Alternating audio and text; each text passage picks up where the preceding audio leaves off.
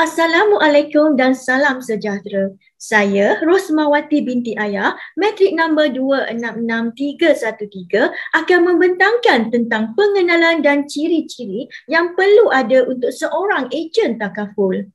Pulau Pandan jauh ke tengah, Gunung Daik bercabang 3. Takkan pun membantu ketika susah. Kenapa kita masih curiga? Istilah takaful sering diterjemahkan sebagai jaminan bersama yang merupakan prinsip amalan sebagai alternatif kepada insurans konvensional. Ahli-ahli kontrak takaful bekerjasama untuk melindungi satu sama lain daripada kerugian dengan mengumpulkan sumber kewangan kolektif mereka. Takaful berfungsi daripada sekumpulan peserta yang memilih untuk membayar premium bulanan sebagai pertukaran untuk perlindungan daripada kemalangan. Sistem takaful berdasarkan syariah merupakan garis panduan agama bagi orang Islam. Secara khusus, takaful mengikut prinsip Islam termasuk menjaga kebajikan, tanggungjawab bersama dan kerjasama. Selain itu, rukun tabaruk dan ta'awun juga mesti dipatuhi. Manakala insurans konvensional tidak patuh syariah. Insurans konvensional melanggar 3 konsep khusus dalam syariah iaitu GARA. GARA adalah konsep ketidakpastian, risiko atau penipuan dalam transaksi kewangan dan perniagaan. Maisir atau perjudian dilarang dalam Islam kerana kekayaan harus diperolehi dari kerja produktif dan bukannya kemenangan dari permainan, peluang atau nasib. Yang ketiga, riba. Riba pula bermaksud kepentingan atau usury. Riba dilarang dalam kontrak oleh undang-undang agama Islam. Seterusnya, ciri-ciri seorang ejen takaful. Yang pertama, memberi nasihat yang bernas kepada peserta. Seorang peserta perlu merujuk kepada ejen takaful jika menghadapi masalah. Penilaian semula manfaat pelan takaful boleh diubah suai mengikut kemampuan peserta. Yang kedua, bertanggungjawab menjaga imej pengendali takaful.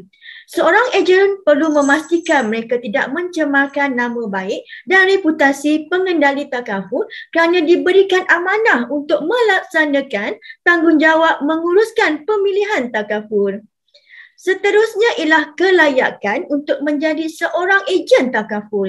Pertama, mendapat lesen yang sah. Setiap ejen wajib untuk mengambil lesen dan berdaftar secara sah dengan Persatuan Takaful Malaysia yang telah diwakilkan. Yang kedua, menduduki peperiksaan asas takaful atau TBE. Peperiksaan ini dikendalikan oleh Institut Perbankan dan Kewangan Islam Malaysia atau IBFIM. Yang ketiga, mempunyai pengetahuan yang kukuh, iaitu dengan memahami pelan-pelan takaful yang ada sebelum mencadangkannya kepada pelanggan. Di antaranya ialah dengan mengisi borang pencarian fakta pelanggan atau CFF. Yang terakhir, melengkapkan latihan pembangunan profesional berterusan atau CPD. Latihan ini diadakan setiap tahun iaitu minimum selama 30 jam. Seterusnya saya akan serahkan kepada rakan saya, Puan Suzailah Hani untuk pembentangan seterusnya. Terima kasih. Terima kasih Puan Rosmawati.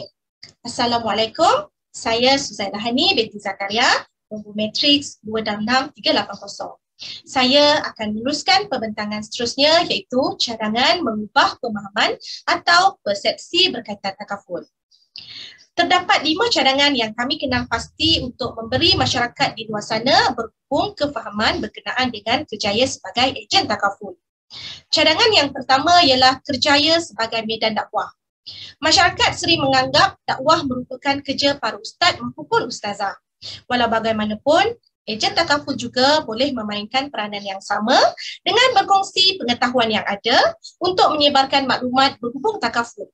Sekaligus ia membantu masyarakat memahami fungsi takaful dan sebagai pemudah cara bagi menjelaskan sebarang kekeliruan yang mungkin berlaku di kalangan masyarakat.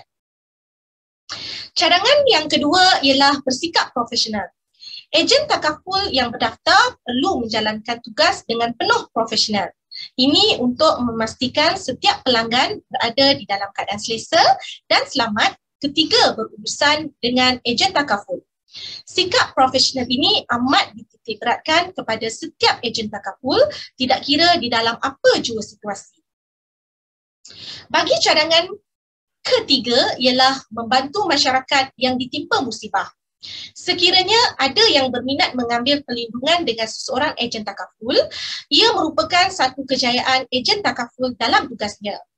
Walaupun ia merupakan sumber pendapatan seseorang ejen takaful tersebut, tetapi apa yang paling penting, kejayaan tersebut adalah merupakan satu kepuasan kerana papasan dapat disampaikan kepada waris yang telah ditimpa musibah.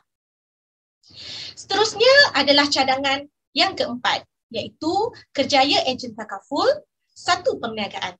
Ejen takaful bukan sekadar mempromosikan produk takaful, tetapi ia dilatih dan diberi peluang untuk membina agensi atau perniagaan sendiri. Mereka bukan setakat menjadi ejen takaful profesional, tetapi diberi peluang untuk melatih ejen-ejen lain di dalam kumpulan mereka. Apabila mereka ada agensi atau perniagaan sendiri, maka mereka akan memastikan agensi atau perniagaannya terus berjaya dan melatih ejen-ejen di bawahnya agar terus berjaya seperti mereka. Dan akhir sekali adalah cadangan kelima, iaitu pendedahan khusus untuk meningkatkan kemahiran. Syarikat takaful sentiasa menyediakan kursus dan latihan bagi setiap ejennya secara berterusan. Ini akan memastikan agensi atau perniagaannya terus berjaya dan melatih ejen-ejen di bawahnya agar terus berjaya seperti mereka. Dan akhir sekali adalah cadangan kelima, iaitu pendedahan khusus untuk meningkatkan kemahiran. Syarikat takaful sentiasa menyediakan kursus dan latihan bagi setiap ejennya secara berterusan. Ini untuk memastikan ejen takaful mendapat kursus dan latihan yang cukup dari segi meningkatkan kemahiran dan pengetahuan. Dengan mempunyai tauiyah, ejen takaful dapat meyakinkan masyarakat akan apa yang ingin disampaikan mengenai perlindungan takaful ini. Sekian pembentangan dari saya dan pembentangan seterusnya saya serahkan kepada rakan saya, Puan Hadliza Ramli. Terima kasih. Terima kasih Puan Su. Assalamualaikum. Nama saya Hadliza binti Ramli, nombor matriks 265926. Pembentangan seterusnya adalah berkaitan kempen kesedaran kepada golongan belia untuk meningkatkan kefahaman mengenai kepentingan takaful. Yang pertama, pendedahan mengenai ilmu perancang keuangan. Golongan belia perlu didedahkan dengan ilmu ini agar dapat memahami dengan jelas kepentingan takaful di dalam kehidupan. Pengendali takaful dan pihak-pihak yang bertanggungjawab boleh bekerjasama mengadakan ceramah di sekolah-sekolah ataupun di pusat pengajian tinggi untuk memberi input berkaitan takaful ini. Pemahaman dan pendedahan yang berterusan akan dapat memberikan kefahaman dan menimbulkan kesedaran kepada golongan belia untuk menambah baik pengurusan keuangan masing-masing dan mengambil perlindungan takaful sebagai usaha untuk menguruskan risiko yang mendatang. Yang kedua, takaful berfungsi sebagai simpanan. Takaful juga bukan setakat memberi perlindungan, dalam masa yang sama ia turut berfungsi sebagai simpanan. Sekiranya pencarum mengambil sijil takaful pada usia yang muda, kadar caruman adalah lebih murah dan sangat berpatutan. Tetapi sekiranya pencarum mengambil sijil takaful ketika usia mereka telah meningkat, maka bayaran yang dikenakan lebih tinggi serta bergantung kepada faktor kesihatan masing-masing. Ini adalah lebih menguntungkan dalam tempoh jangka panjang. Yang ketiga, kos perubatan meningkat. Anggaran keperluan kos rawatan sebanyak RM40,000 setahun manakala bagi penyakit-penyakit kronik sehingga mencecah RM100,000 setahun dan ini akan terus meningkat saban tahun. Tidak banyak syarikat yang memberi subsidi kemudahan perubatan kepada kaki tangannya. Maka terdapat keperluan untuk memiliki sijil takaful apabila mula bekerja sebagai usaha untuk melindungi keuangan peribadi kita daripada risiko yang di luar jangkaan. Yang keempat, takaful sebagai perlindungan ke atas aset dan harta.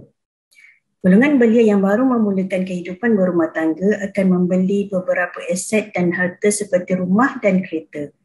Maka sijil takaful ini bertujuan melindungi harta sekiranya berlaku musibah atau perkara yang tidak dijangka. Pelindungan takaful bukan setakat melindungi nyawa, tetapi meliputi pelbagai ruang lingkup kehidupan.